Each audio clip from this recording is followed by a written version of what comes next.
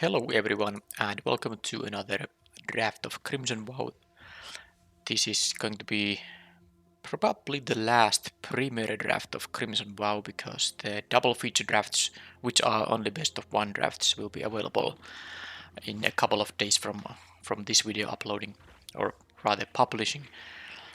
So I will be doing the rest of the best of one drafts that will be happening before Neon Dynasty. That will be the double feature. I will still have some Crimson Vow drafts because double feature won't be draftable as a traditional draft. So I will have a best of three Crimson Vow happening before Neon Dynasty still. Now this is an interesting pack. I do like the first pick of Biolume Egg. The Lantern Bearer is really good as well. But Biolume Egg can be really good if you get the synergy, and you don't maybe need even to be like blue-black. If you get some of the blue, the exploit creatures, that's gonna be good enough.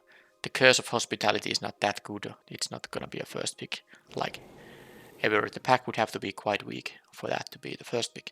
Alright, so now there are a couple of blue cards, even the one with exploit, but I'm not really sure I wanna take the Repository Scarp as pick number 2. It's better when you already have some good things to return with it. It's not gonna be worth playing a 4-mana 3/3 just because sometimes you might get to sacrifice the Biolume Egg. So Screaming Swarm is like I'm not too fond of this card. It is strong in the late game, but it just can be just so outclassed if you play this for 6 mana. It has flying, yes, and some couple of nice abilities, but it's just a 4/4. You don't have always time for your 6 mana cards to be just a 4/4 with no immediate impact on the board. So I don't think I like that pick. I don't know if I like any of this from this pack. There's some decent green. I could take the Wolf Strike, Hookhand Mariner, but I actually think the most interesting card is the Celebrant here. But it's really, I mean, that could be many different options there, I think. Well, I took the Celebrants, and there's nothing from red I care about. The Daybreak competencies. Not really the card for the blue-red archetype. It is best in aggressive decks, which blue-red usually won't be, and of course I don't really know what colors I'm going to even be drafting here. Okay, so I could take the Cruel Witness, could take a 2-drop white card. Stalker is like not that amazing. I guess I'll take the Witness now that I started with the Biolume Egg. I should take a blue card. I'm not a big fan of this card, but it's still okay. It is a 3/3 flyer with just somewhat an okay triggered ability too. Alright, so now can I identify the open colors? I'm not really, I think the best card in the pack is the Ancient Lambenot, but I would be basically ignoring all my earlier picks if I took it from here. There's a Cradle of Safety, which I would like more than the Skywalk Cup. I could check the Reckless Impulse, who knows, maybe even something like Ancestral Anger and see if the blue-red spells deck would be open. I mean, it's a possibility. This is a fairly weak pack, despite, this is a good card, but I really don't like picking it here now. I could still take it and see if black-green is actually going to be open. It's not too late, but it's a weak set of cards, yeah. I'll take the Ancestral Anger. It's something I want to try now, and it's something I haven't really played a lot. It's very fun when you get a few of these and you can have some nice aggression perhaps. And here it's very easy Lantern Bearer to follow up with the Anger and the other blue cards in here. That's also somewhat good fodder for exploit effects, so I will be picking those exploit cards a bit higher now. Anyway, let's take it. There's still Sigarda's Imprisonment. Oh, what happened? Something buggy stuff happened here. Hope I can actually continue picking cards. Maybe I can. Alright, so yeah, nothing with exploit. There's a Fierce Retribution here. Wildspawn Spider is really good. I mean, I can go blue-green here. I have 2 red cards I don't have to play. And this is the best card in the pack. Sure. It's a fairly weak pack. Let's take the blue-green card here. And now I get mostly red cards, no blue cards, and a rather weak green card. So I guess the spider is going to be ignored for now. So is it gonna be the Lacerate Flesh Belligerent quest? A weary prisoner? Well, it's not gonna be the prisoner. I guess I'll take the Well, let's take the laserate flash. Not a particularly strong pack there. Brian Comer is the best card in the pack, and there are some playables, but not sure if I can really. I mean, the 3 mana cards for my colors here are not really that good. I'm thinking about just taking the sharpshooter and maybe having the option for the blue-green, because I don't really like the Vandalite Spirit here because of the lack of ability to block, and this is just a 2/2 for 3 after it has done its thing on the turn you played, and this is not going to be an aggressive deck. I think I actually take the sharpshooter just because I have the spider. I want to keep the option open. Alright, so I took an Ancestral Anger. I should take another one here. Cradle of Safety would be a fine pick also. But let's hope to get something out of these. Okay, Frenzied Devils. There's also Hook and Mariner, but I mean, now that I have a double anger, I have actually a game plan here. Am I supposed to take this one here? I have these 5 drops here, that's the problem. I could take the Mariner and still try the blue-green here. But I'm taking the Devils here now.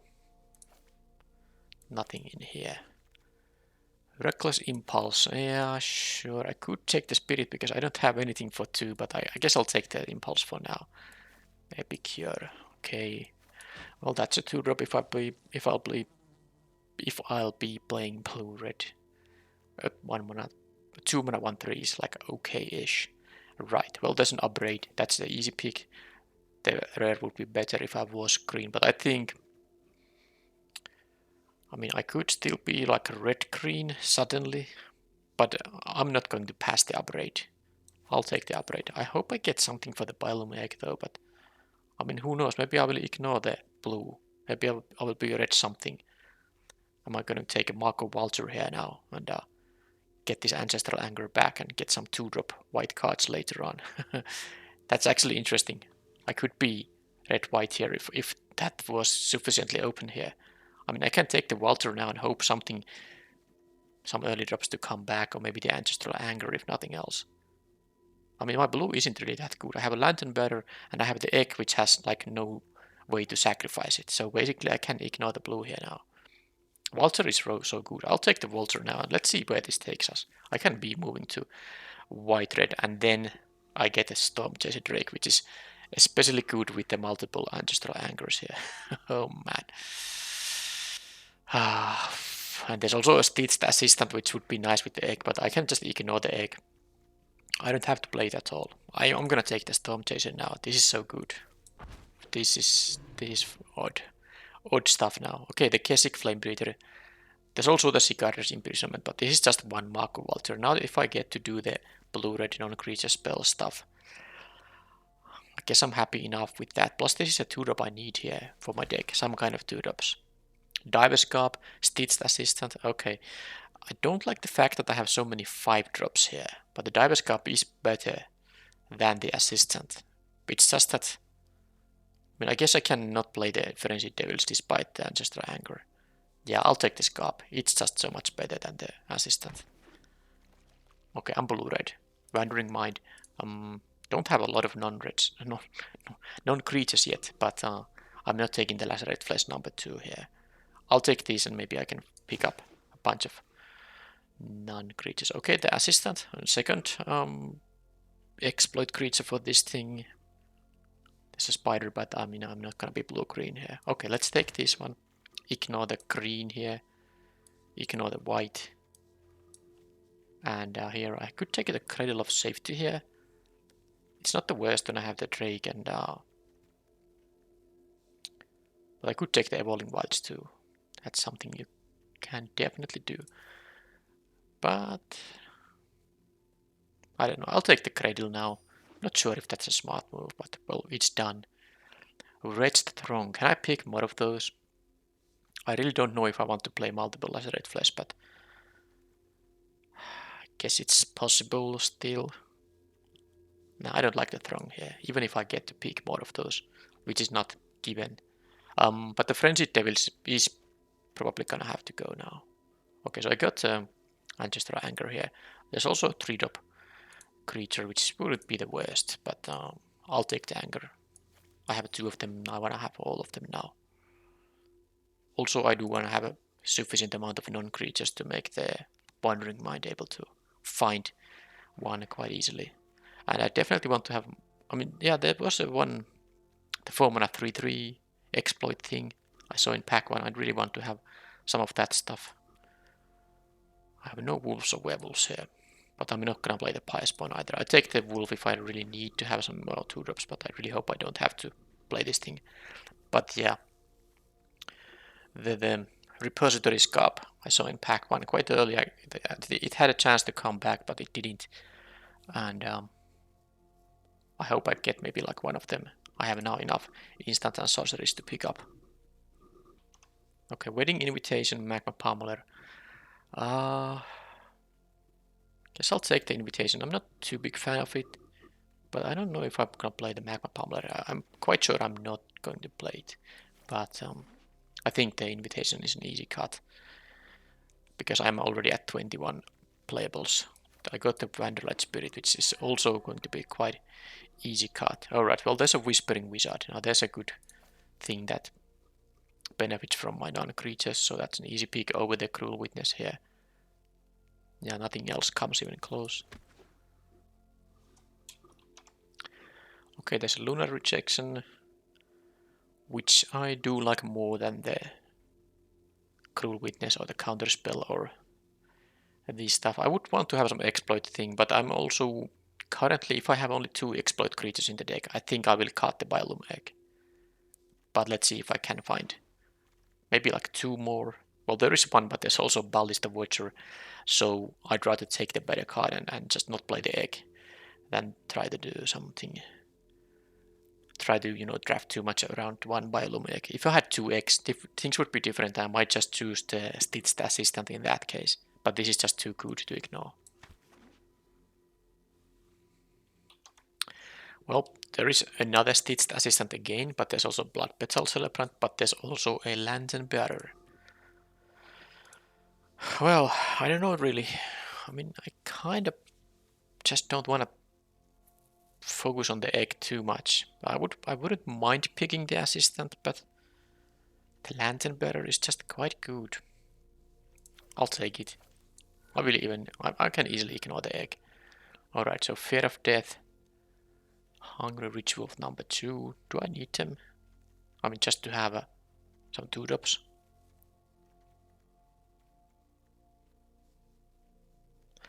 Well, I'm not going to take the 20 gem rare here. I don't think I care about the Fear of Death. And I have already 1 Wedding Invitation. I don't think I'm gonna play multiple, so I take the Rich Wolf, and at least that will give me some options to you know, tune my mana curve. Alright, so Eruth, I'm gonna take that. Such a nice card late in the game. Not so great on turn 3, but late in the game it just nets you a bunch of cards. So let's take it. And yeah, I didn't get the exploit stuff, so I'm going to cut the Biolume Egg. It's not gonna be good enough here. Here I just won't be playing any of this stuff. This is best of 1 draft, so I'll just take the uncommon. There's no sideboarding considerations. I have 1 Cradle of Safety. Do I want to have another one? I don't think I have room in the deck for it. I have to cut a bunch of cards already, so whatever, I'll take an uncommon again, and yeah, I'm not playing another. I have 1 Reckless Impulse, that's gonna be good enough. I'll just take the 20 gems rare this time. Surge Strike, can consider it. And nothing, yeah, it wasn't really the greatest draft, but I have something going on at least. 1 more card. Okay, I'm actually happy to have this 3-drop here. Yeah, the Frenzied Devils is maybe not what the deck needs. It just seems like I'd rather have all the other 5 mana cards, Scab, Celebrants, and even the 2 Lacerate Fleshes over the Frenzied Devils, so I'm not gonna play that. And now I make a bunch of cuts in here. The easiest ones are Ceremonial Knife, both Wedding Invitations, I think. Probably the Entomber, the Egg, and if I don't play the Spirit should maybe go away too. The Stitched Assistant has like a couple of Lantern Bearers, but I think I won't be playing the Epicure either. How many non-creatures? 10. Alright. I will be playing 23 spells, which means 17 lands, because I have here some of these blood token generating at 5 mana, so flooding out shouldn't be too big of a problem. Plus I have ways to draw cards with the Eruth and Reckless Impulse. Of course these cantrips allow me to hit my land drops, but I think I still prefer to have the 17 lands in this deck. Yeah, I do. So the amount of wolves and werewolves in the end is 4 now, so the Hungry Rich Wolves have like a small chance to be enhanced. I will play the Fearful Villager just for curve reasons, and of course Ballista Watcher is just great no matter what. But I don't want to cut too many non-creatures either. I guess the Sure Strike could be cut. But let's see what happens if I cut both the Rich Wolves here. I have, for turn 1 I have the Lantern Bearers, then I have a 1, 2, 3, only 3 plays for turn 2. I don't like it. I don't really like it. I think I'd rather just cut the Stitched Assists and then do play the Rich Wolves, both of them, and then find some other cut here now still. But yeah, I guess I could play 16 lands because of the cantrips and the impulse, which can help me hit land drops. And after I have played my 5th land, I wouldn't be usually needing more of them. Eruth can also, you know, dig into lands. I can play this on turn 3 if I really just need to hit my land drops. I will see 2 cards each turn, hoping one of them is at least a land. Yeah, and having 3 1-mana cantrips, it does allow you to. It does allow you to hit your land drops.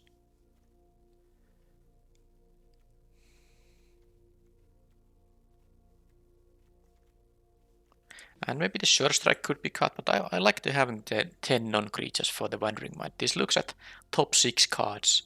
So with 10 non-creatures, it's gonna have a decent enough hit rate. This is quite miserable if you pay 3 mana for a 2 mana flyer that doesn't get you anything. I just want to hit with it. So the Sure Strike is... I'm gonna play the Sure Strike. I'm gonna play all of this stuff. Yeah, this is it. Also, I want to have the non-creatures for the Whispering Wizard. I guess the Cruel Witness could be cut, but I guess one of these 3/3 flyers is okay here. Yeah, I'm playing the 16 lands, and it's gonna be... I have double casters for both. I have early plays mostly because of the Lantern Bearers for both. I think it has to be 8+8. Also, this is a premier draft. It does have the starting hand algorithm. I usually don't pay too much attention to it, but it does give you a bit more, you know, good starting hands that have a good land balance.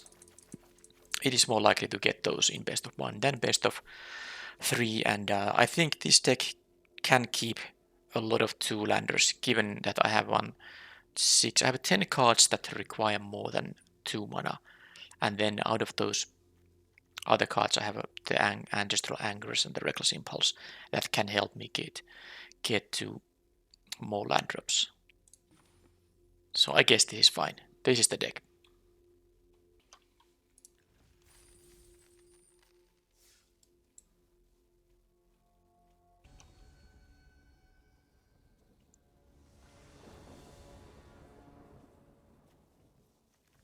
Okay, that's actually quite fine because I can play an upgrade at 2 mana if I need to, and I have this Wandering Mind and then good continuation with the Whispering Wizard and whatever I happen to have drawn and found with this thing.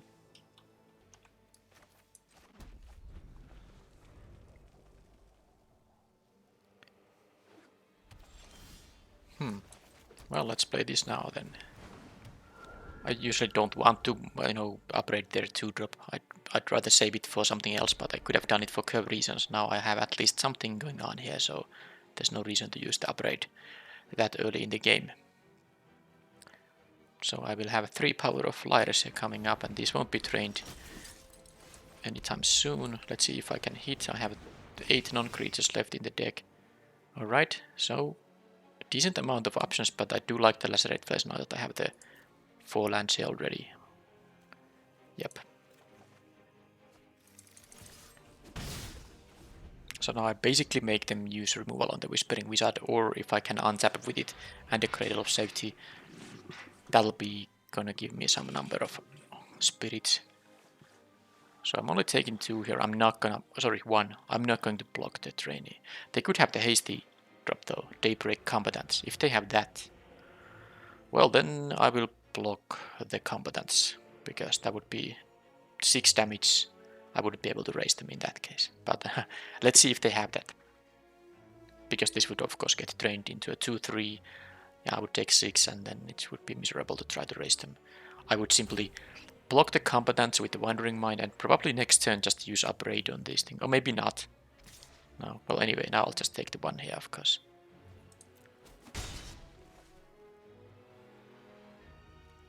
Yeah, the Whispering Wizard is quite good. Okay, this thing taps... Yeah, I'm not planning to block it here, so I don't care. Let's raise. Now they will get a counter on this thing, but I think... I could use Upgrade and have Cradle of Safety up, but I'm just gonna force them to actually have something for the Whispering Wizard. This is too good to not play right now. And if they kill it, they will get to train this guy, but I have a Lacerate Flesh now, which I can use to stem the bleeding. I guess if they have a cheap removal spell like a Flame Blessed Bolt, then they can also play a 3-drop. Well, I mean, I'll have to see. If I get to untap with the Cradle of Safety, that would be just fantastic. So that, I mean, so that the Whispering Wizard is still alive, of course. I will get to untap with it, yep, but with the Wizard, preferably. So I'm taking now 4 damage, at least. They can tap down the Whispering Wizard, this will get trained into a 2-3, and then they have 4 mana available. But they are thinking about their plays, it's not easy for them, apparently, because they have used quite a bit of time here to make the decision. They do have 5 cards in the hand, of course, they can have multiple things to do, and they have to choose between them. Alright, so that is good target for the Upgrade. And I will be taking, of course, a lot of damage now. That is gonna be a total of 7, in fact. But I will get to raise them back quite nicely here now. And I think I can win the race because I'm dealing 6 to them. I get to kill those. I guess it's going to be the Marco Walter. And then I have even the Cradle of Safety up. Now, you could just play the Lacerate Flesh here. Well, either way I'm gonna attack with everything. I don't think I wanna jump block with the Lantern Bearer. Plus, jump blocking is not really happening with the distracting guys around. So, what I can do, I can just... I mean, I guess with the extra mountain, I do want to have maybe the Blood Token. So if I kill the Marco Walter, they only can attack for 4 unless they have other hasty things. And I will get 1/1 here, which will get tapped from the Geist. Because I don't know if they have a kill on the Whispering Wizard. And if they do, I already got 1/1 here. I think I will do this because this is mana efficient. I get to use all my 5 mana, and now because I get 1 Blood Token and I drew the extra land which I won't be needing, it's good use for the Blood Token anyway. So now I can, in the future turns, I will be having the both Upgrade and the Cradle of Safety up. And it's possible they don't have the removal on the Wizard anyway, which would be of course just fantastic. But let's see if they have another hasty creature. But I'm having here, as you can see, I have 7 damage here, which I can deal. But it's not still going to be lethal, but I mean, they are not going to have a lethal in 2 turns either. They can only deal 4 now. They need something to change that. A hasty creature, a Daybreak Combatant would do a lot of work there, because that would be attacking as a 4-power creature. Training the train is 7, plus this is 9, and they tap this. Yeah, then I would be in trouble if they happen to have a Daybreak Combatant. Do I have to pause now because they are using time? I think I'll pause the recording, I mean. Okay, they went to combat, they didn't play any spell. They just went to combat and they attacked for 4. Tap my blocker. Fine. This aura has the same ability as the creature, but it's a 5 mana aura. So if this dies, it's gonna take the entire turn to play it. Alright, so they just kill everything. Well, that's a bummer. I was gonna win. Well, to be honest, that is a really good continuation. Sadly, I can't keep the Cradle of Safety up, but I'm not going to play the land here. Because, well, I just need to redraw in the good stuff. But yeah, by invitation only, that was not nice. But I mean, with this draw, I'm having a rather lethal threat here. I can even make it into a 5-5 and then have the Cradle of Safety up here. That would be a 2-turn clock, but that's only if I get to untap. And if I draw something other, I don't think I'm gonna make it into a 5-5. Because I can also just attack for 4, and then on the following turn I can play the Lantern Bearer and the Cradle of Safety to deal the remaining damage. Okay, they have mana form Hellkite. So that's of course going to be incredibly good with the Distracting Geist. Yeah, it's actually lethal. Unless I make this... Yeah, well, I guess I have to do the risky play here. Because what they can do, they can play the clever distraction on this thing, get a 5-5 hasty dragon. And then this will attack and tap my Celebrant when it flies, but I can use a Cradle of Safety in there to kill it. So that's, I think, what I have to do here.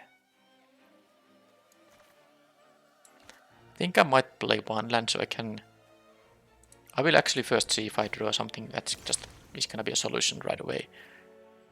I will have the mana to do the stuff here anyway. Okay, that doesn't change anything, so I have to... Because opponent just has lethal, they can attack for 9 in the air. So now all I have to do is hope that they actually go for the Distracting Geist, because they have to commit to the attack, and then I can respond with the Cradle to not make this thing tapped, and I can block the Hellkite, take the 5 damage from the token, and then hope they don't have 3 damage to deal. So that's how it has to go. But if they have like anything else, if they don't play the Distracting, Geist, the enchantment there, I mean, if they just apply more creatures here, that's gonna be horrible. I hope they go for it. Because Cradle of Safety, and I suppose to some extent a bounce spell would also work. But they have Bloody Betrayal there, sure. Well, this means I'm gonna lose on the next turn then. That means I'm gonna lose on the next turn, because now I don't have the hexproof anymore. So they will have to Distracting, yeah. So I need to draw an out to this thing. Do I have any? I have the bounce spell. Yes, I do. There's the wolf. The Can I deal 6 damage to? Okay, well, do they have a Sure Strike?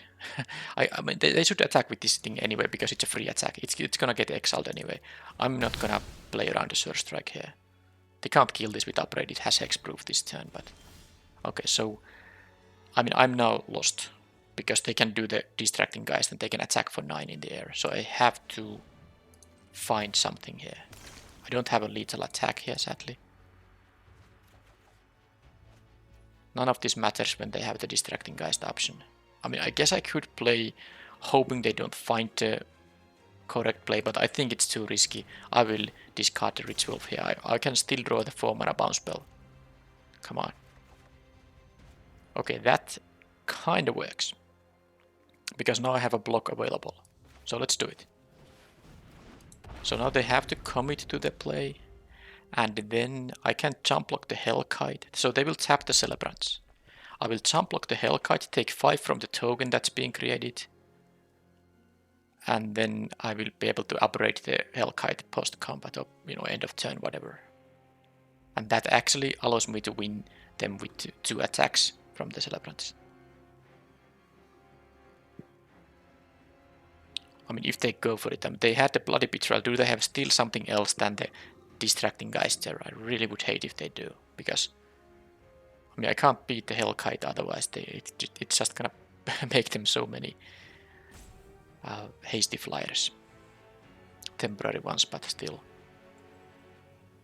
Yes, now they did it. Good.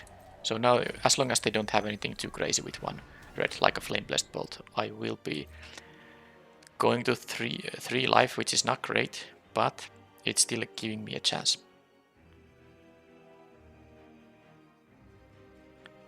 Attacking with just a 5/5 doesn't do anything. I can block with the Celebrant, so they have to go for this and tap down the Celebrant here.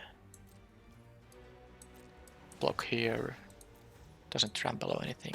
And then I can kill the Hellkite. And hope they don't have 3 damage somehow. I will have a blocker for a potential ground hasty creature like a Daybreak Celebrant. There's also that, which can just, you know, end up with me winning if I draw multiples of those. Well, I guess I needed 2 more. But yeah, let's do this attack and hope they don't. I mean, I have of course win here now if they... Well, they can kill this, but it would have to be a Fierce Retribution or the Pacifism variant. This is not quite lethal yet, but let's see.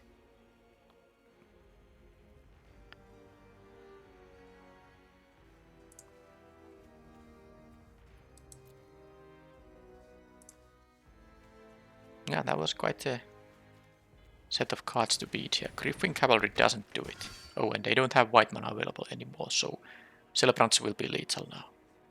Another Bloody Betrayal would have been pretty annoying too. That would have just won them the game. But I'm glad they didn't have the situational cards in the particular situation when they are good.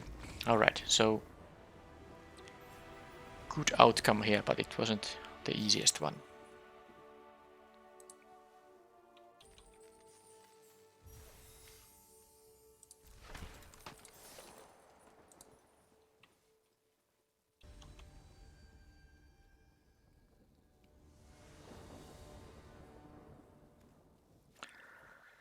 Okay, opponent goes first. I can use these on opponent's creatures, but this Surge Strike is quite useless here. Now, of course, this would be a keep if this was a mountain plus an island. Easy keep, in fact. But now I'm just... And the Eruth isn't even going to be that great on turn 3, because you usually don't get to utilize both of the cards. It basically has to be 1 land and 1 spell you want to play with the mana you have available. So I think I'm not gonna gamble with this hand. I'll just mulligan here. This is better. Well, I need another blue for this thing anyway, and this thing draws me a card. I think I'm gonna now gamble and draw the 3rd land here by turn 3, and with the help of cantrip, it is possible. I could try it right away, but I think I'm going to maybe target my Flame Breather with those and just try Anchors instead. Oh, that's not nice. The opponent has 2 good stuff now. That is unfair. So,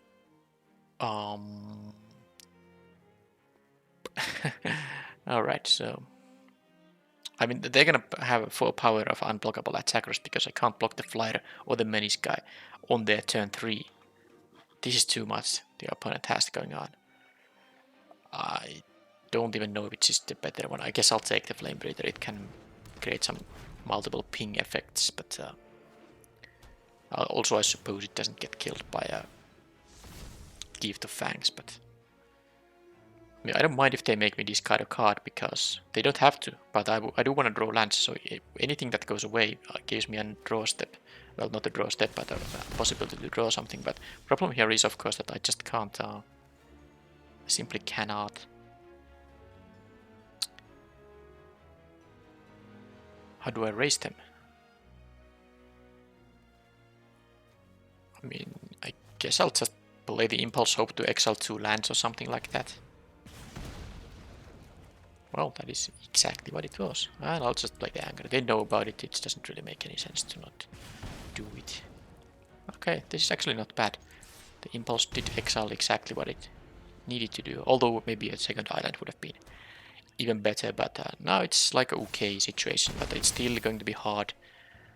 I don't have good double blocks on that thing yet. Cradle of Safety. Play the land now before I forget it. So I can actually, well, I mean, I can block the Menace guy now and have with the Cradle of Safety even kill it if the opponent has nothing.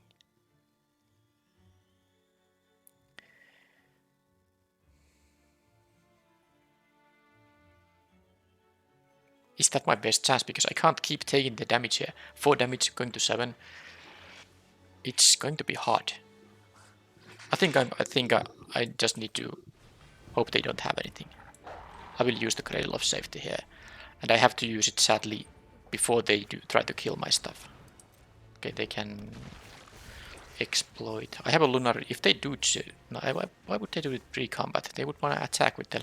Maybe they want to exploit the Lantern Bearer here and then make one of the guys to fly. But then I can have the Lunar Rejection for that. I don't actually mind it. They get the free token now, but they're gonna tap out. Are they gonna make the trap? No, they. But that's only non-tokens, right? That's not even that valuable of a exploit, is that? The token is only that's not gonna trigger the scarp. Oh, they just okay. They can. Yeah, sure. Well, that's a lot of triggers now, of course. But I mean, now my Cradle of Safety plan does work. Now there's still a problematic amount of. I mean, assuming they attack with that thing. I hope they do. Man, if they are gonna play around things, that would be horrible for me. But they didn't, so I get to. I hope. Yeah, the sad thing is, I mean, if they put the Flame Breather on to block. Oh, they did. So now I don't even lose a creature. If they put a Rich Wolf there, that would have happened. But now I can actually save both my guys. So this is now quite good, in fact. Plus the 2/4 is not a bad blocker on their 2/2s here. And when they use the Lantern's Lift, I can use the Rejection to actually bounce it. But what's my turn? I think it's going to be Fearful Villager into Lantern Bearer here. I could draw a card here, but I think am I going to attack, because this will be, of course. Come on, don't tap the blue. That thing will be a 3/2 trampler, but if this works with any kind of a zombie. I don't actually want to give them any value out of those things. Nope. Let's do this. And let's see how it's gonna go. This at least has many, so they have to block it with 2. Are they gonna use the Lantern's Lift? Another assistant. So they can again scry and draw, and this is basically a 2/2. Yeah, that's good stuff. They are not running out of cards. Plus they get the triggers from the Archangel of Traben, but at least they haven't hit creatures yet. Okay, now that will be bounced.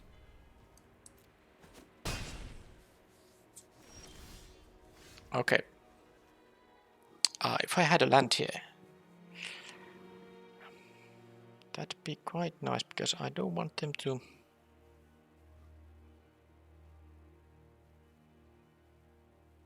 Yeah, if I had a land, that would be perfect. I would make the Fearful Villager into a 4/3, because this Ancestral Anger does give +2/+0 currently, doesn't it?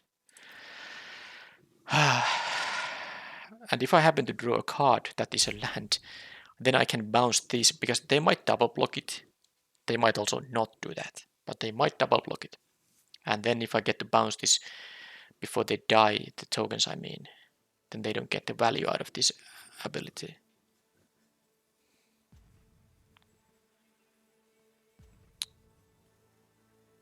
Yeah, I think I have to be a bit lucky in this game. I'm gonna hope to draw a land here. Well, that's actually almost better. So let's attack with. I have to leave some blockers though, because they might just take the damage and then I'm losing to this. So I will actually attack with this guy, and yeah, this is enough. I can jump block with the Lantern Bearer, so I'll do it like this. They might take 7 here. So they choose it that way. Now I will kill the Archgoal here, so they don't get they get the trigger from the Archgoal dying, but this is not just gonna trample over 1 damage. They get rid of an island, so that was valuable for them. But anyway, I got. Now this is still something I can live with. If they're gonna put an all-out attack, okay, they draw. If they of course have something for the Flame Breather, it would be annoying, but well, they did restock with cards. I still have my Lunar Rejection here. Don't know. This actually is gonna be a decent blocker on the 2/2s too. Storm Chaser Drake. Okay, well I have a blocker for that too. Don't have my second blue yet. So, if I do attack with the Fearful Villager here, they might put multiple blockers there. If they put exactly 2, that would be good for me, because then they would lose, but they might just triple block it. And then I'm only gonna trade with the Skull Scarp. Maybe it's okay.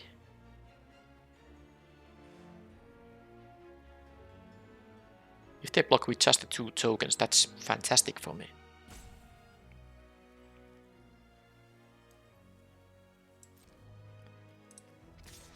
I'm gonna do that.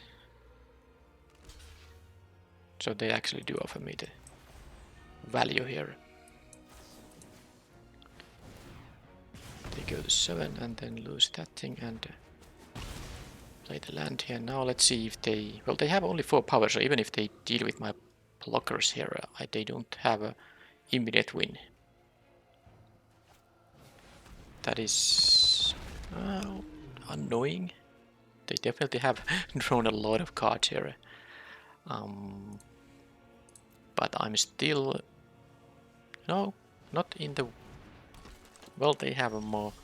Okay, well the Whispering Wizard is good, but I have no non-creatures so far, and I have only 1 spell to play.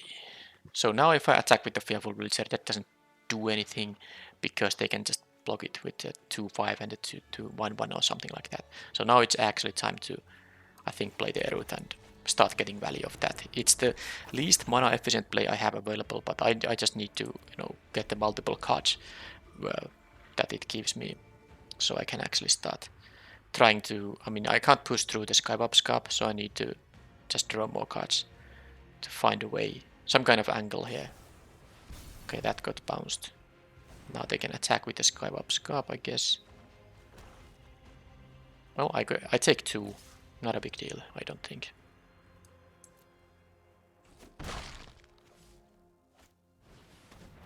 Well, they have their exploit stuff going on. But this, yeah, with the Skull Scarp, this is... Yeah, I think it's too much. The value they have gotten from the Skull Scarp, even though I got some value myself too, it's a bit rough now. Because I just... I mean, they have 1, 2, 3, 6 attackers into my 3 blockers.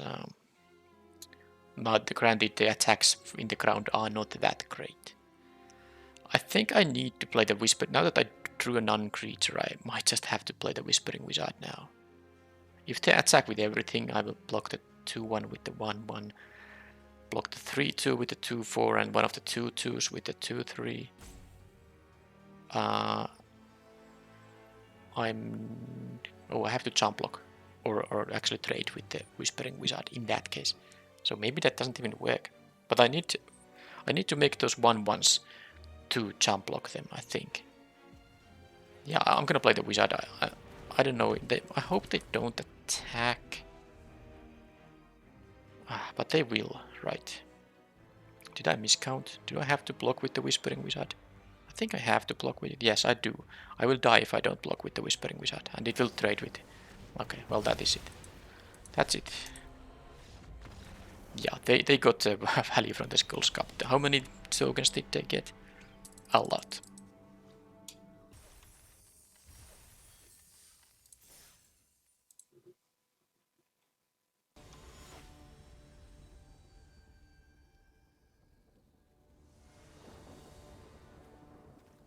Okay, well this is a rather decent hand.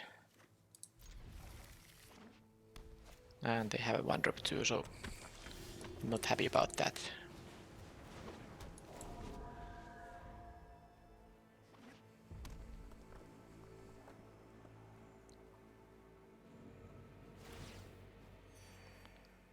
Two-drop perhaps?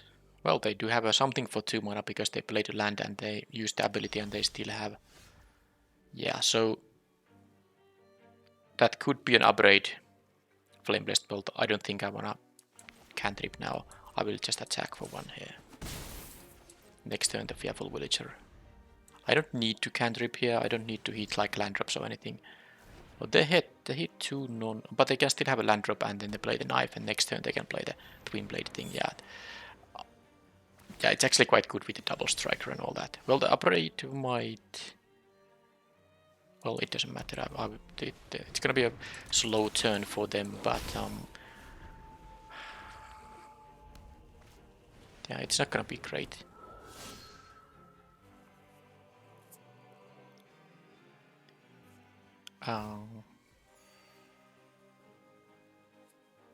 Yeah, they can... I might even have to upgrade the ceremonial knife, but I'm not exactly sure.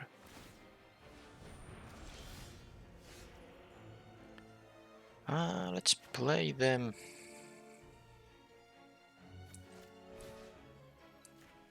These things, see what I draw. Cradle of Safety. Huh. Maybe I will actually just kill the Geist in the end. Because I have the Lacerate Flesh on the next turn. Just do this stuff and... okay, there's the third one as well. Attack for 6 and then upgrade the Geist here. I don't want them to untap though, because they might have a way to save it. So I'm gonna deal 3 to it. If they really want... I mean, it's gonna take a bunch of time for them to use the aura there. And I can lacerate flesh whatever they might be playing next. Well, that's... Well, I'm gonna at least be able to kill that thing. But it's really good with the Minister. Of course, the Traveling Minister has gained them a lot of life here. But I'm still having a... Well, there's no rest here. They are just pressuring, and they can even use the ceremonial knife here. So racing won't be that easy because of the Traveling Minister, of course. But what can you do here? I already drew my interaction here. I have one Lacerate Flesh left, but yeah. Circle here. Oh, that's really nasty because now my Rich Wolf won't even be enhanced. Okay, well, this is tough. Opponent had a turn 1 Traveling Minister. It's usually gonna be good for the opponent. Now, do I have to do something with that thing? It's gonna be a 4-mana spell. Other options is the Rich Wolf and the Ancestral Anger, but... No, I will use the Rejection once they have the double strike up, and they might not do it even. So let's just draw the card from this thing. Well, at least I have a couple of these Rich Wolves, so this is not so bad. And I don't think I'm gonna keep the Cradle of Safety up here. They will get some Blood Choking. They might even give it double strike, but I'm at 17. I'm not dying here. The problem is more like that they're gaining... Well, 1 life per turn isn't that horrible, but they really would be at a lot lower life total, of course, if they didn't gain all this life each turn. They got even 2 from the Heron of Hope turn.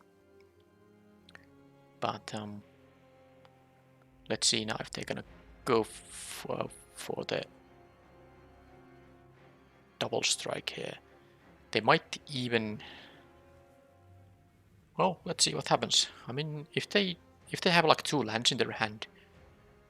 Well, I guess if they have 2 lands, they might just want to... But they are facing 7 damage here. If they don't have an answer for the Rich Wolves, they will be both 3-2 Tramplers. If they have an answer for one of them, it's just a 2-2. It's such a big difference. Either they're facing 6 damage from the wolves or just 2 damage from one of the wolves. So they are thinking about it. But if they have a, land in their hand, they will have to, of course, get the Blood Token here to draw into something. So let's see now. They have a Drogskull Infantry, which they can... Okay, they can equip it if they want to. They might not want to, they just use a final card in their hand, was a land. And now I have the Cradle of Safety here. Also the Lunar Rejection, so I think it's quite easy now to just attack with everything. And they block, and I will use the Cradle to save my wolf here. And I still have... and I still get to trample some damage, and I still have the bounce spell up here. So I played the land even though I had the 1 Blood Token, but I mean, I can still... Whenever I draw a land, I can use the Blood Token here. So if they're gonna use the Minister first, I'm not gonna bounce it in response. I want them to commit to those auras. I will let them go to 7 life. I don't think that's gonna be the deciding factor. I want them to commit to at least one of the auras here.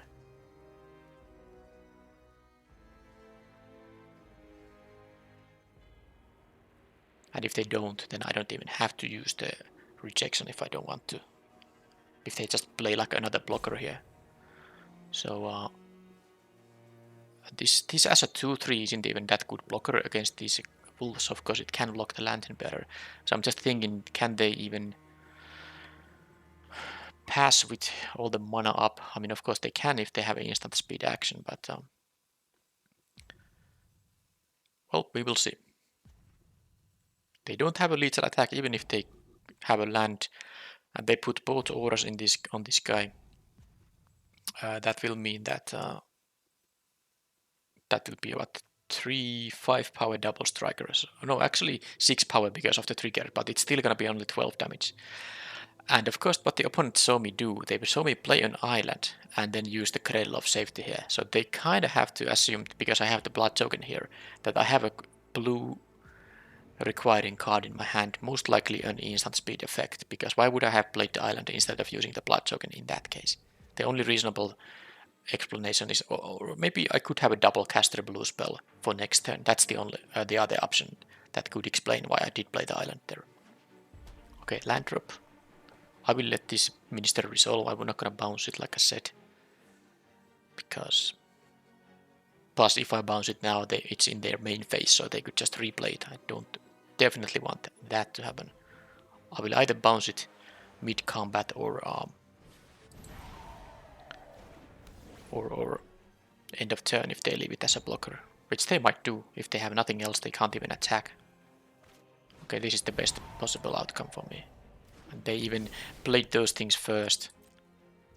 Yeah, they can't even. Okay, this means I win the game now, right? Yeah, I think they want to gain life.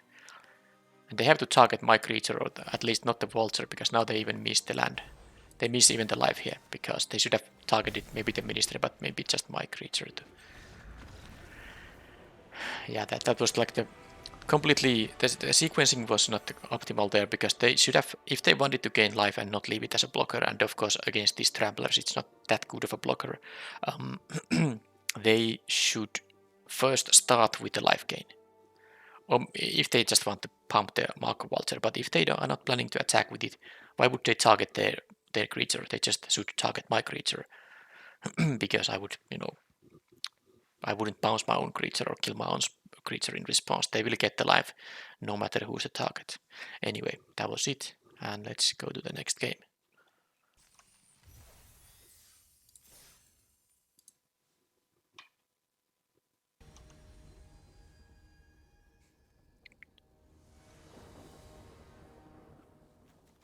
On the draw again, but this hand will be kept.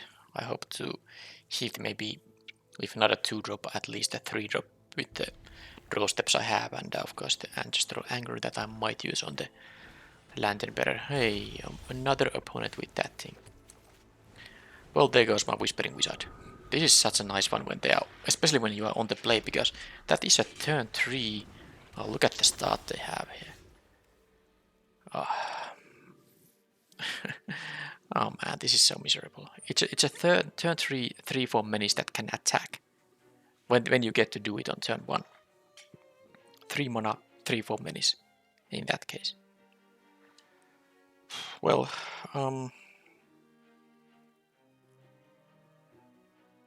problem is that I don't even want to attack with the Lantern Bearer, because they might attack with the Visionary.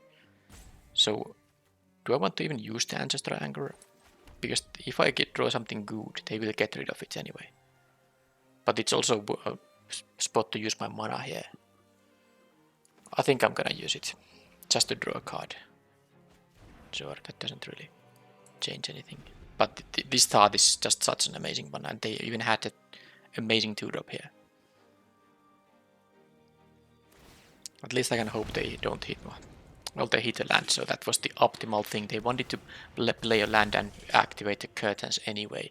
I really hoped it would have been like a 4-drop or more expensive card, which would have wasted the activation and make them just pay 2 life for it. Or alternatively, it could have been like a 2-drop, and then they would have had to decide between activating the Revealing Eye or playing that. But the exiling a lantern was just the optimal thing. I mean, and they are on the play, so this start from the opponent is just too much to handle. Okay, so they took the Wandering Mind, which means that they most likely have a removal spell on the Whispering Wizard, or something like that. Well, I have nothing here, so I have to just try to draw something. Okay, there is the Hungry Rich Wolf, which I can use to, you know, double block the Berserker here. It's not like I can keep taking 7 damage here. That's just way to lose. But if they have anything, I lose. But how can you beat the start? They have effectively they had a turn 2 4/3 and a turn 3 3/4 menace. That's basically what they did here. It's not possible to beat that kind of a start, especially when they have now the continuation here. Taking 7 here is just yeah. I mean, this is I guess if I draw an upgrade here, that might help, but no, I really need them to not have anything on this. I can use this to block the Berserker, but I think I have to take the 7 now and hope to get those 1/1s which allow me to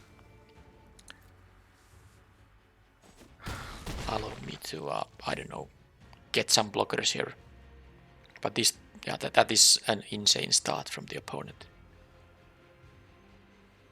If they just didn't exile a land there, that would have made it so much, you know, slower to start. But they did exile exactly a land, the perfect thing to exile. Okay, it's killed now.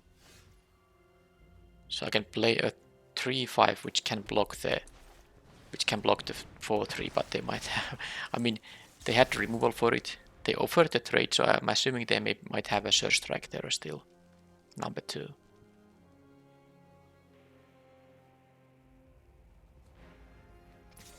Okay, they don't, so at least I can try to stabilize, but that's gonna be incredibly hard. But I guess I'll kill the Menace guy here.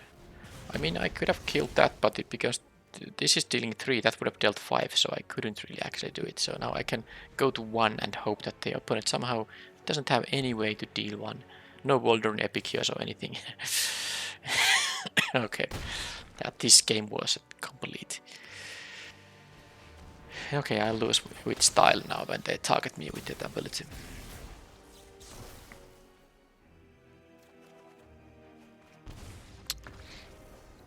That was clear from the turn 3 when they were able to transform this and activate the curtains that I'm not gonna beat them. That was too much, too fast.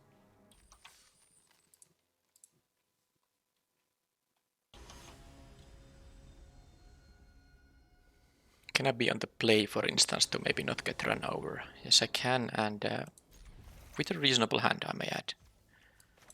2-drop here being something I can apply something on the battlefield, and of course the Reckless Impulse will help me get the land drops for the Diver's Cup.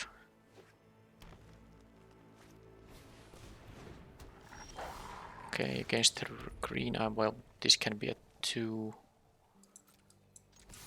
I'm thinking if I'm just gonna offer the trade or use the the Surge Strike. I actually think I will use the Surge Strike now. It's not great because it's quite likely they can have something that can block this profitably. But also, when am I gonna have a spot to use the Surge Strike? Also, they just basically had nothing. So here I'm gonna keep up the Lunar Rejection. I can bounce any creature, even a non-wolf there. And I will use the Reckless Impulse when I have more mana available. Oh, they have actually nothing. Well, I think this will be time for the Reckless Impulse, because I don't have... I would play this just as a, 3/5, but can't do it without the second blue, so let's see if this can hit me. Well, that is quite nice, because I can play the Flame Breather now and the Whispering Wizard on the next turn. Okay, well, opponent of course has nothing, so it's not so hard to do well here. Yeah. So they kept whatever they kept, they didn't hit their second color, and no cheap cards for green mana.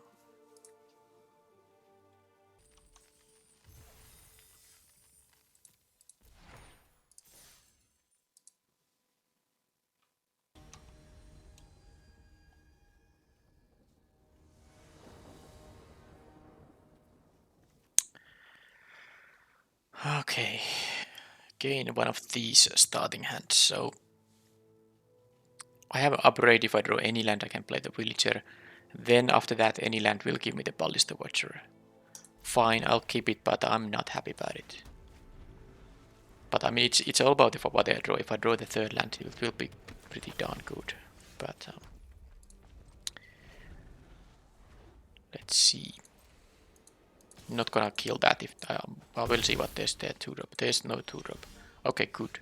Now this is fine. This is totally fine.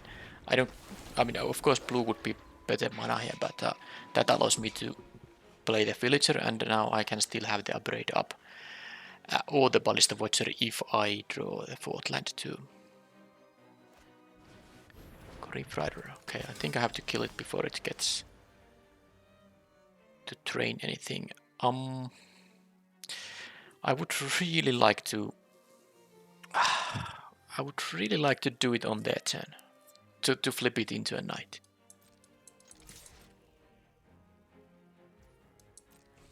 I wish they would have double blocked there. So I'm not going to let them train the initiate by playing the Flame Breather.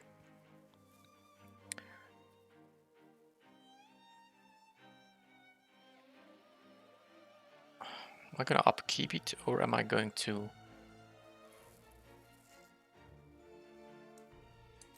I'm just gonna see what they have. Don't have an Adamant Wheel. Don't have an Adamant Wheel, because then I'm just dead. Good. Now if they... Can they double spell? Knight business was for nothing if they can double spell. Well, they can't.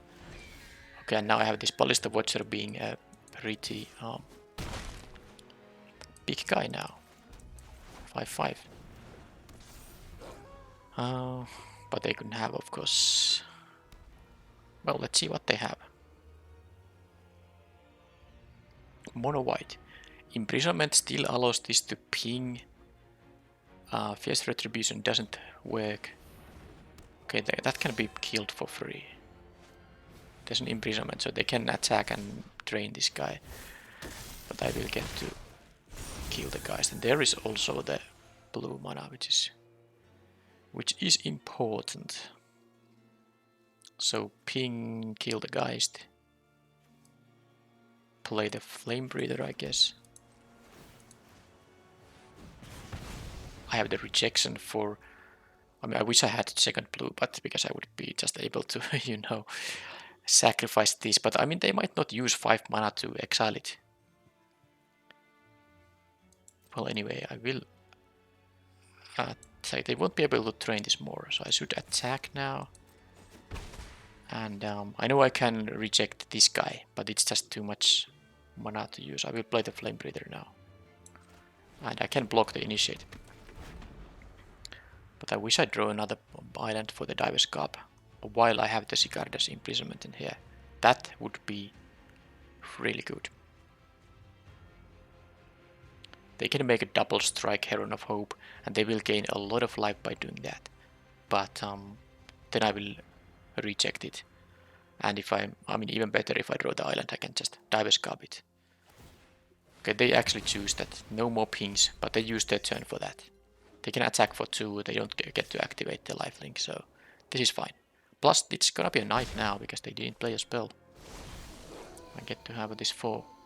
Alright, so sadly, of course, I don't have the second blue here, which would be still pretty good here for the Diver's Cup. I could sacrifice the Flame Breather or something like that. But anyway, let's think here. I think I'll just have to attack with the 4-3 here, because I will not use the rejection until the Twin Blade Geist has been used up. So the thing is, am I gonna play the Lantern better? Am I gonna play the Mountain, because I do have some blood token generating? I don't think I'm gonna play the Mountain. So do this. So what they can do, they can make the Heron into a double striker, which will gain them, what, 6 life? If they also activate the lifelink, they go back to 14, I go to 8. But I can block the 2-3 here. So I guess it's fine. Do they use the blood token for something? And the lantern bearer will be quite okay to sacrifice for the Diver's Cup. Okay, they are thinking about the blood token. They didn't want to use it, which is bad news, because that means they have 2 cards in their hand they want to keep there. Now they could still be something like a mediocre card. Oh, they immediately played the 7th land here, so they have something expensive, do they? I don't know. Well, we'll see. Why didn't they do it at the end of my turn? Because if they had a land in hand and they played, that means they had an extra land on my turn, when my turn ended. Maybe they just missed the window there. Well, let's see what they have now.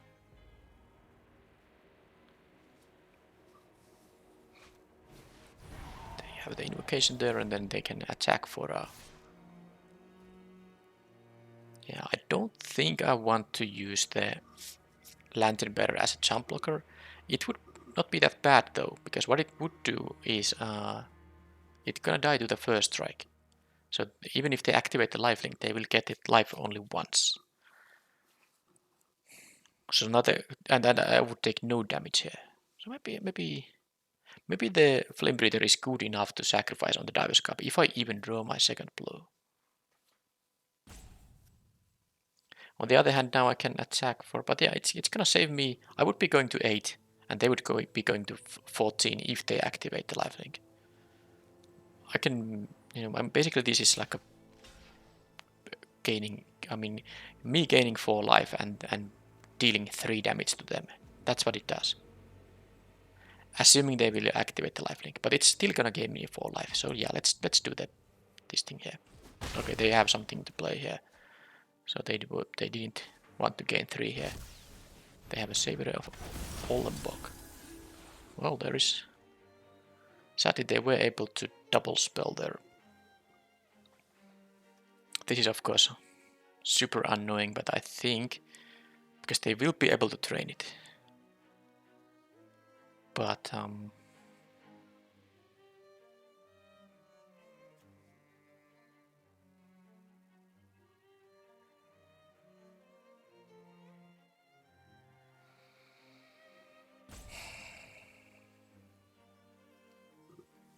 look at this lack of blue mana. This would be so much better chance if I had to do the mana here available. Jeez.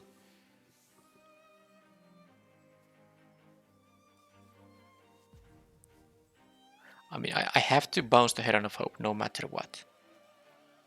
That's just what has to happen. The Savior of Ollenbog will be trained here. Well, let's make it into a knight and see what they do. I mean, maybe there's like a small chance they won't be attacking with the... But they're gonna exile the werewolf, that's the problem of course. And then I can... I mean, they will be attacking with a 2 power guy and a 2 power guy. They will exile my 4/3 werewolf. And I really need the Diver's Cup to bounce the Ollenbog or something like that.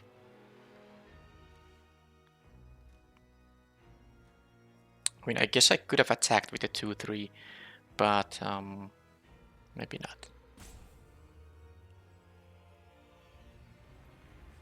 They can also say exile a card from the graveyard. When this dies, they will enter it back.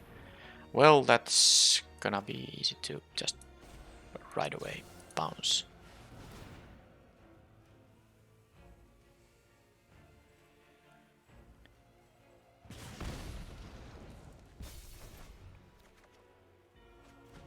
Well, that's a good one. Now, even if I draw, yeah, now they will exile the werewolf. This is really this mythic rare is actually not that great that often, but here it is quite annoying. So let's just draw another island. I mean, it's 15 cards and I have 8 islands in the deck. Can I have more than 1? Yes, I can. That said, I can now play the Stormchase Drake and the Celebrants. And the Celebrants is actually something that could threaten sort of lethal there. They won't be able to train these guys now. So, And this requires a target. Yeah, so I shouldn't play the Lantern Bearer while they hopefully initiate isn't here. They might get another training for this thing. So now they are not gonna eat my guys after that anymore. So they will attack for 2 and gain 3 life. That's what is going to happen. I mean, I think I have to do that. I could actually attack with the 1-3 just because it's a... Well, no, they have the lifelink up. I shouldn't do that. They can block and gain life. It's a bad bluff because they can actually gain from that bluff. Alright, so... yeah. Don't think there's that much value in using the Diver's Cup right now, especially because that doesn't allow me to double spell, whereas this thing allows me to play 2 things here. And now they can attack with the Heron here, but they can't attack with these unless they draw something like a, I don't know, ceremonial knife. What's the thing called? The blood token generating equipment here. I really hope they don't have any way to, because if they have a way to enhance the Heron of Hope's power, they can train both of these guys. They can exile the celebrants and yeah, well, that okay, they can do that. I kinda miss that they can do that because that is an artifact. So now they get to do the Olembok thing again, and they can exile the celebrants. But at least I will be able to kill the initiate, and it only trades with one of these. I will double block the initiate, or they might not. Yeah. Sure. Sure then. Losing to Savior of Olembok here, it seems. Now, I'm not totally lost yet, but this is going to make my chances a lot worse. But I will be able to bounce it, and I will get my Celebrants and the Fearful Villager back.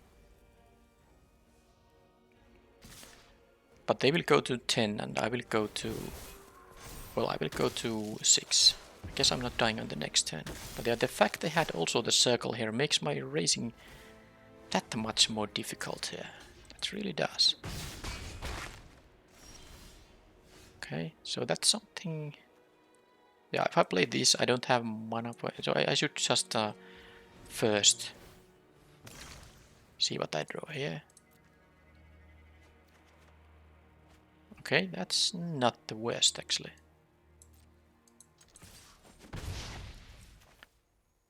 That is not the exact... Sadly, I do have to sacrifice the Flame Breather here. But now I don't think they even can put it on top of the deck, because they are facing... Because I can also use the Lantern Bearer too.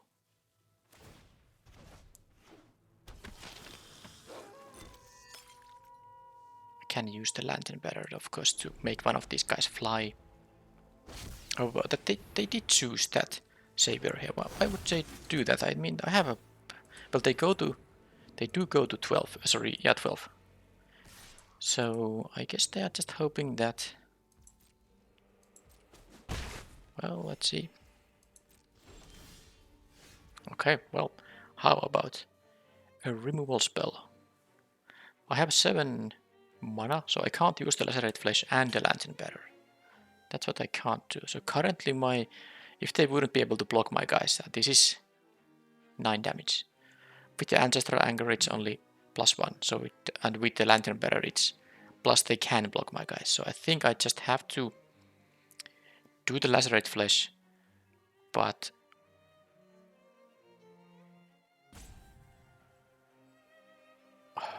Problem of course is that...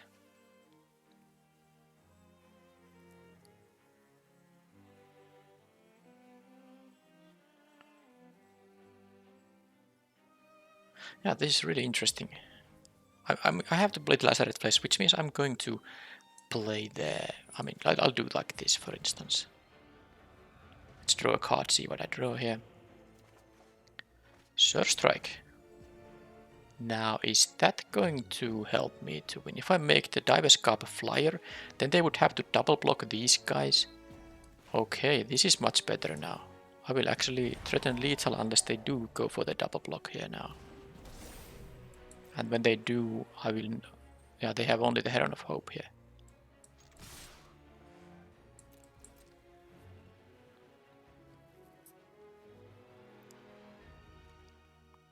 And they will lose both the Initiate and the Savior. Okay, they actually just... This is now enough. Yeah, it is. Okay, that was the game 1 there.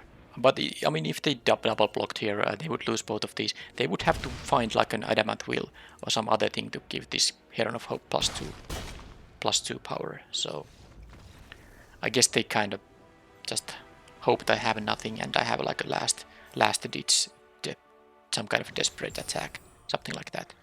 Anyway, it seems like I got to Diamond Tier 1.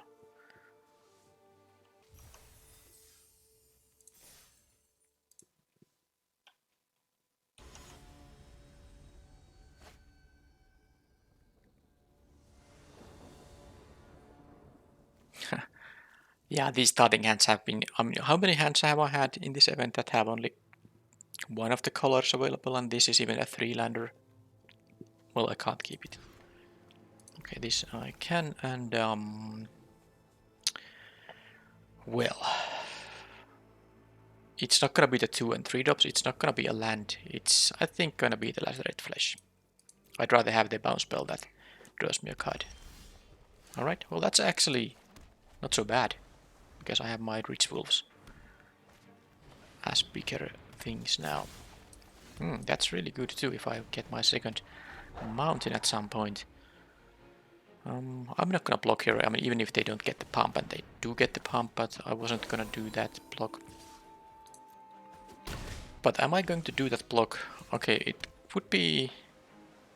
They might attack for... I'm gonna play the mana efficient. I'm gonna do the mana efficient route. This could be quickly over, but I have a 2 mana bounce on the Weaver of Blossoms, so...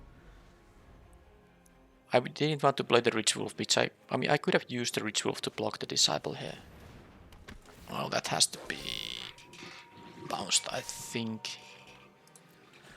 Now that's what I wanted to have. Hopefully I will draw a land.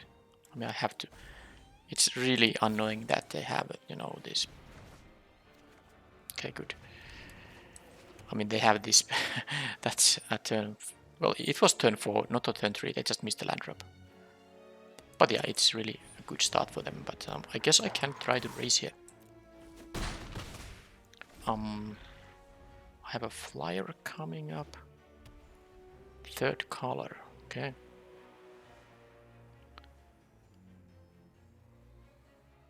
If I draw something like a Sure Strike, I can try to outrace them. If they play only the 5/4, well, the Menace guy can't be blocked. Well, I mean, it can be, but... Okay, so they choose to do that. Alright, so now there's a possibility for both Cruel Witness and Balthus the Watcher. Interesting. So there's no good block, attack for the Fearful Villager here because of the... They can block with the 2/3 and a 5/4, and I just lose my guy for no reason. But is this the spot where I should play the flyer actually? Because I'm not sure the Balthus the Watcher is that great. It can block the Wolf King Outcast, but I don't even care about blocking it. I can take the 5 here.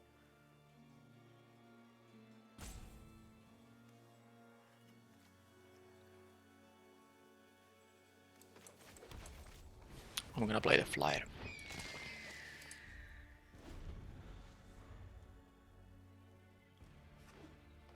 Just don't have a 6/6 that gains you 4 life. That I think would be quite hard to beat here now. Weaver is fine.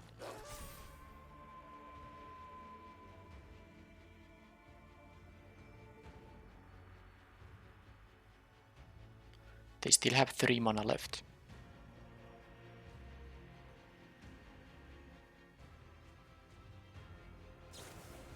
Okay, that's fairly harmless. I mean, it's okay. Now I don't think they're gonna attack actually. Well, with the Wolf King Outcast, they might attack with the Disciple, and I think I would be blocking in that case. So same thing here, I can't attack because I didn't draw anything that helps me push through, but I can play my Ballista Watcher. And then I can play these and start getting 2 cards per turn. That's annoying. That is annoying. Yep, okay. I might have to kill it by making it into a knight and pinging it twice. Although then the Wolf King Outcast will let them draw a card. Yeah, that would be horrible actually. Yeah, the Paxson Pup. Because this seems like a game that is gonna last long. They have both the Outcast and the Paxson Pup being quite problematic. That's not the worst.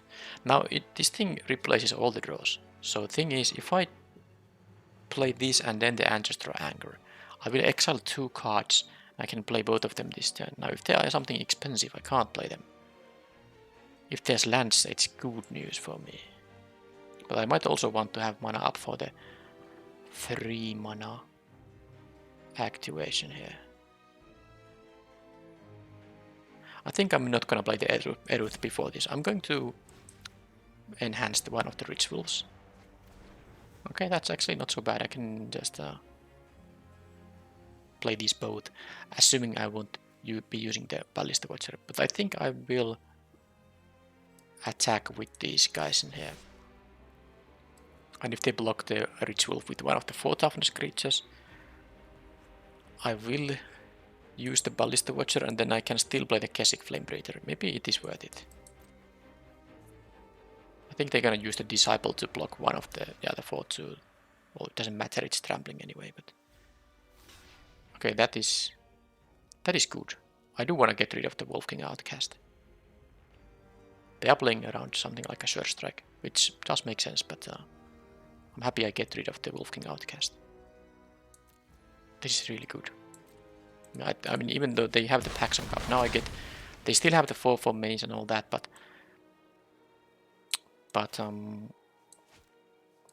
yeah, getting rid of the Outcast is important, because when it's night, all of the guys, when they die, are gonna draw them a card, and it's gonna also be a bigger creature during night.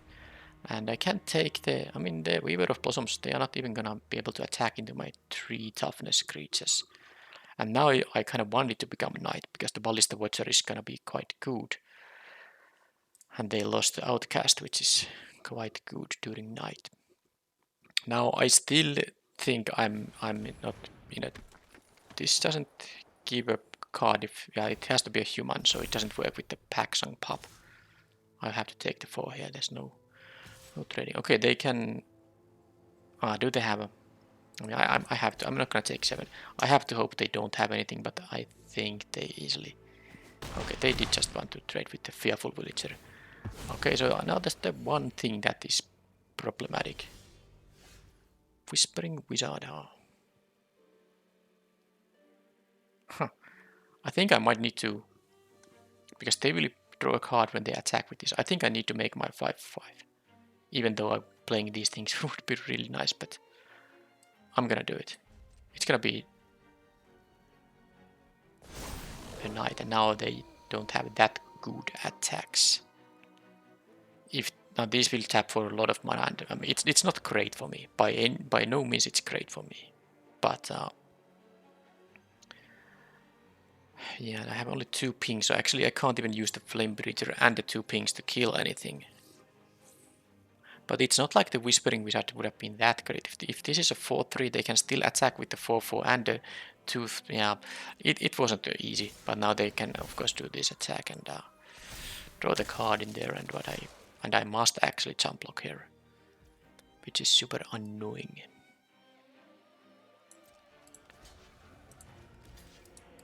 Yeah.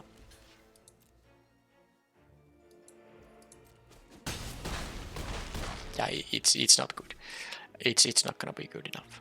I mean that was too much for them. Board presence there. Okay, I can at least kill that guy.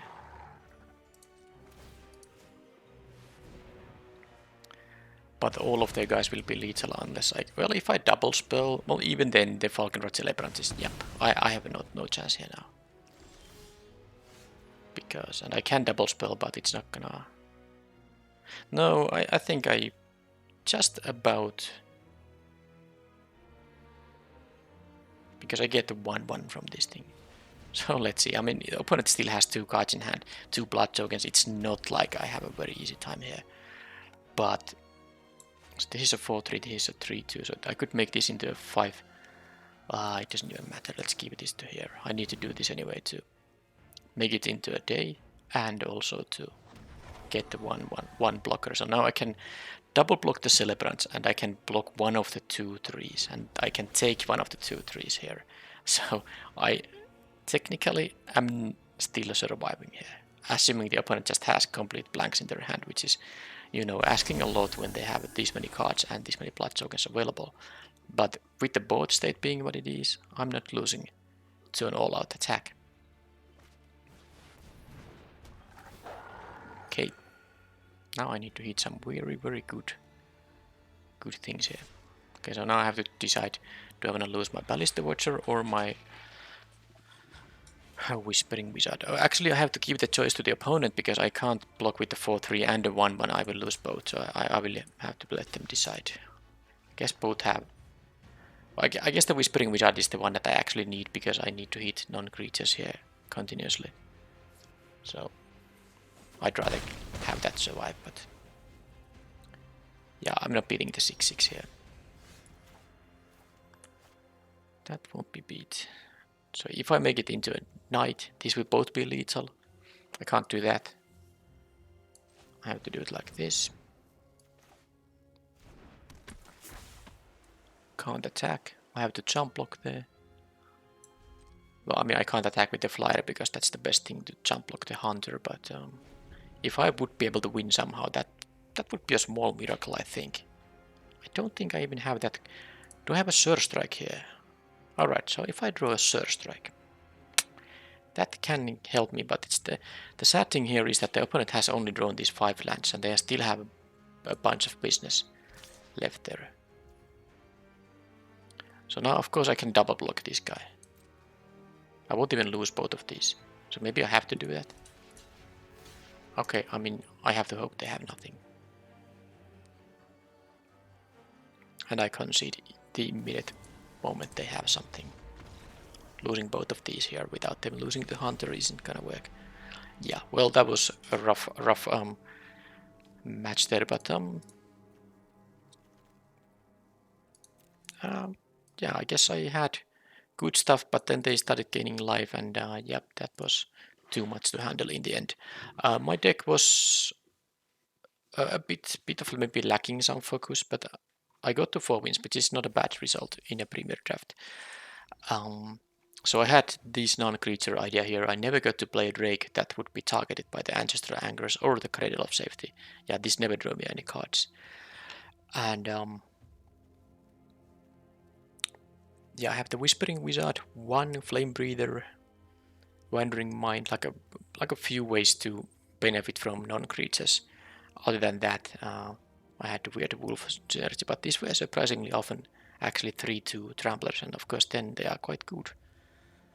And Whispering Wizard, well, didn't really flood the board with tokens because it's so big target for the opponent that it's often gonna get killed. But there were some interesting matches in the event, and can't be too sad about this result.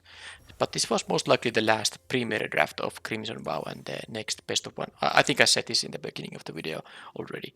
But the next draft will be a traditional draft, and I think that's gonna release on Thursday.